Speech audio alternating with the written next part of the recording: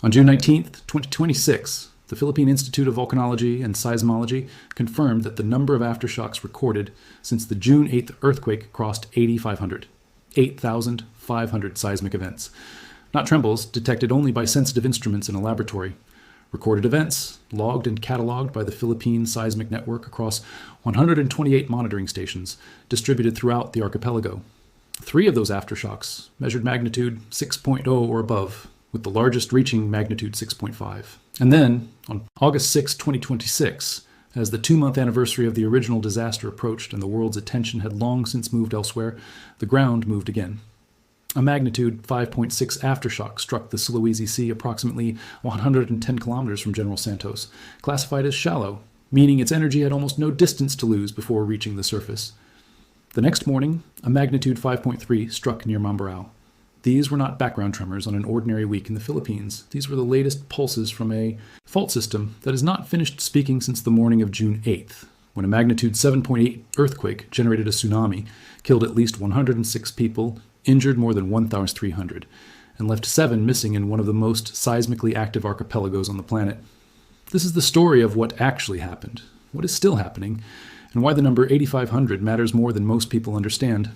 On June 8th, 2026, at precisely 7:37 and 40 seconds in the morning, Philippine Standard Time, which translates to 23:37:40 UTCs on June 7th, a magnitude 7.8 earthquake struck offshore. Southern Mindanao in the Philippines, the United States Geological Survey placed the epicenter approximately 25 kilometers southwest of Cablalan at a depth of about 57 kilometers. Fivolks, the Philippine Institute of Volcanology and Seismology, located at 32 kilometers south of Masim in Sarangani province at a depth of 33 kilometers. The discrepancy in depth measurements between the two agencies is normal, reflecting slightly different processing methods and network geometry, and does not change the fundamental character of the event. Fivolks attributed the earthquake directly to subduction associated with the Cotabato Trench. That last detail, the Cotabato Trench, is the geological structure that makes this event worth understanding in depth, rather than simply as a news statistic. The Cotabato Trench runs along the southwestern margin of Mindanao, representing one of the convergent plate boundaries that make the Philippines one of the most seismically active places on Earth. The Philippine archipelago sits at the intersection of several major tectonic plates, a position that has created both the extraordinary biodiversity and natural resources that define the islands and the relentless seismic hazard that periodically extracts a devastating price. The Cotabato Trench is the scar left by the collision of the Sunda Plate and the Malacca Sea Plate, a subduction zone where one plate is being forced beneath another at a rate that stores enormous quantities of elastic strain energy in the surrounding rock. When that stored energy exceeds the frictional resistance holding the fault surfaces together, it releases suddenly and violently, with consequences that radiate outward through every geological structure connected to that release. The June 8th earthquake was not the largest ever recorded in the Philippines, but its combination of magnitude, location, and depth produced consequences that distinguish it clearly from a routine seismic event. Within the first 24 hours, Fivolks had already recorded 138 aftershocks, ranging from magnitude 1.3 to magnitude 6.7. The highest reported intensity on the Fivolks earthquake intensity scale reached PEIS 7, classified as destructive, felt in General Santos City and the surrounding municipalities. And the ground level effects were not limited to shaking. The earthquake generated a tsunami. The Philippine Space Agency identified approximately 137 instances of tsunami-related impacts along the coastline. Fivolks field assessment teams documented tsunami inundation, reaching an estimated 16 meters or more from the shoreline in specific locations within Burgi municipalities along the Sultan Kudarat coast, including areas in Labac and Calamansig. 16 meters of inundation, more than 52 feet of water moving inland from where the ocean normally ends. In communities built on low-lying coastal terrain, those 16 meters did not simply wet the ground and recede. They redefined where the land ended and where danger began, erasing the boundary that coastal residents had organized their entire lives around. At least 106 people died. Over 1,300 were injured, and 7 were reported missing in Mindanao. By province, the death toll was concentrated in the areas most directly exposed to both the ground shaking and the tsunami wave. Communities in Sarangani province, Davao del Sur, and Sultan, Kudarat bore the heaviest losses. Emergency responders faced the compounding challenge of damaged roads and infrastructure, making access to the worst-hit coastal villages difficult in precisely the hours when speed of response most directly determines who survives. The initial report of 45 deaths in the first hours after the earthquake reflects the standard pattern of casualty accounting in a major disaster. Bodies are found as rescue teams can access locations. Missing persons are reported as families cannot locate relatives. Structural collapses are confirmed as engineers can enter damaged areas. The number climbs, not because new deaths are occurring, but because the full geographic footprint of a major disaster takes time to document when infrastructure is compromised and communications are disrupted. By July 24th, the confirmed toll had stabilized at 106 dead, 316 injured, and 7 still unaccounted for. Now, let's address the 8,500 aftershocks, because this number is not simply a dramatic statistic. It is scientifically informative about the character of what happened and what continues to happen beneath southern Mindanao. Five Oaks recorded more than 8,500 aftershocks as of June 19th, including 3 magnitude 6.0 or above events, the largest measuring magnitude 6.5. To understand what 8,500 aftershocks actually represents, you need to understand the physical process that produces them. When a major earthquake ruptures a fault, it does not simply move 2 pieces of rock past each other and stop. The rupture propagates along the fault surface, sometimes for tens or hundreds of kilometers, and when it does, it changes the stress distribution across a very large volume of surrounding rock. The rock around the rupture zone was in a state of mechanical equilibrium before the earthquake, with the stresses distributed across countless interlocked fault surfaces of all scales, from microscopic to multi-kilometer. The main shock suddenly changes that distribution. It removes stress from some areas and adds it to others. Every fault surface that was previously sitting just below its failure threshold and now finds itself above that threshold can slip, producing an aftershock. The rate at which this stress redistribution produces aftershocks follows a mathematical pattern called the Omori-Utsu law, named after the Japanese seismologist who first described it. The basic pattern is that the rate of aftershocks decays as a power function of time after the main shock. Very many aftershocks in the first hours, fewer in the first days, even fewer in the first weeks. But the sequence does not simply turn off at a well-defined endpoint. It trails off gradually, and the timescale over which it does so is directly related to the size of the main shock. A magnitude 7.8 earthquake produces an aftershock sequence that can persist for months, sometimes years. 8,500 aftershocks in 11 days, with the largest reaching magnitude 6.5, is entirely consistent with the Omori-Utsu prediction for an event of this size. But that consistency does not make the number any less physically meaningful.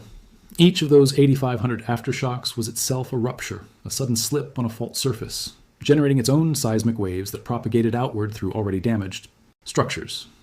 Buildings that survived the main shock intact may have developed cracks during the first significant aftershock.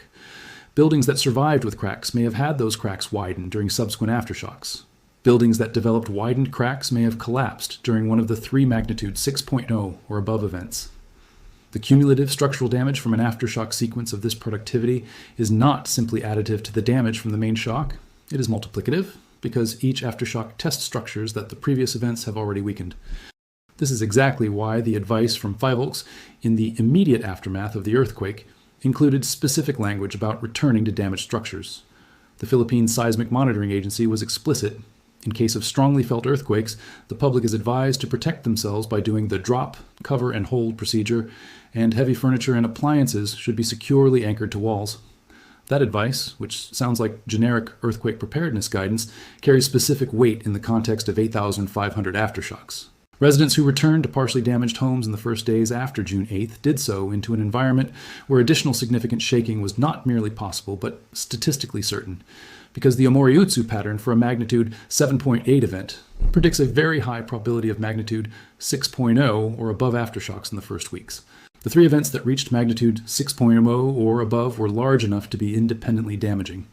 A standalone magnitude 6.5 earthquake in the Philippines causes injuries and structural damage.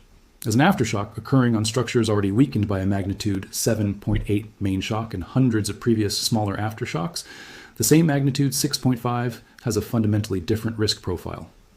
This is the aspect of aftershock sequences that is most frequently underestimated by the public and most clearly understood by the emergency on August 6, 2026. A shallow magnitude 5.6 aftershock struck the Sulawesi Sea approximately 110 kilometers from General Santos. On August 5th, a significant magnitude 5.2 aftershock struck approximately 113 kilometers from General Santos in the Philippine Sea. These events, occurring nearly 2 months after the June 8th main shock, demonstrate precisely the extended, timescale over which a major aftershock sequence operates. The sequence has decayed dramatically from its initial rate of hundreds of events per day, but it has not stopped. And events at magnitude 5 and above remain capable of causing damage and injury, particularly in communities where structures were already compromised in June. As of August 7th, 2026, the seismic monitoring data for the Sarangani area shows continued activity, with events recorded at 3:12 UTC on August 6th, a magnitude 4.1 at a depth of 4 kilometers, approximately 22 kilometers from Sarangani, followed by multiple magnitude 3 events in the hours before and after. A depth of 4 kilometers for a magnitude 4.1 is exceptionally shallow. At 4 kilometers, the seismic energy from a magnitude 4.1 earthquake is delivered to the surface with very little attenuation. In an area where structures have been progressively weakened across 8,500 events over 2 months, a magnitude 4.1 at 4 kilometers depth is not an insignificant background event. The Philippines as a whole averages approximately 15,000 earthquakes per year based on the 26-year instrumental record from 5ALS and international networks. Of those, the Philippines experiences approximately 0.72 magnitude, 7.0 or above earthquakes per year on average, or roughly 1 every 14 months. A magnitude 7.8 is at the high end of that distribution. The Cotabato Trench has produced major earthquakes before, and the geological record indicates it will produce them again, on timescales that the historical catalog is too short to characterize with statistical precision. Southern Mindanao's position within the broader Philippine tectonic setting explains why events in this specific region tend to be both more frequent and more consequential than in other parts of the archipelago. The southern Philippines sits at the triple junction zone where multiple plate boundaries converge. The Cotabato Trench to the west and the Philippine Trench to the east bracket Mindanao between two active subduction systems, each accumulating strain independently. A major event on one system does not relieve stress on the other. The June 8th earthquake on the Cotabato subduction zone has no direct mechanical relationship to the stress state on the Philippine Trench, which last produced a major event in August 2021 with a magnitude 7.1 earthquake in Davao Oriental that generated a local tsunami. The infrastructure consequences of the June 8th sequence, assessed across 2 months of field documentation, extend considerably beyond the immediate death toll and injury count.